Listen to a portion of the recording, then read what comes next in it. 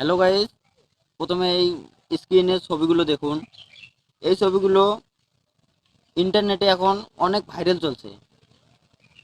এই ছবিগুলো ফ্রিতে এআই দিয়ে এক ক্লিকে কিভাবে বানাবেন চলো দেখি।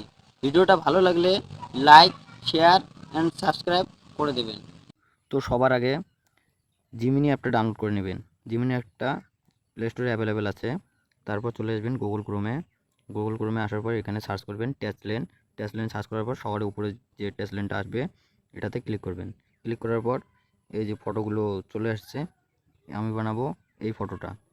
এটা বানানোর জন্য নিচে চলে আসবেন। নিচে আসার পর এই যে ফটোটার নিচে ফন্ট লেখা আছে একটা, এই ফন্টটা কপি করে নেব। আমি যেভাবে কপি করছি এইভাবে কপি করবেন।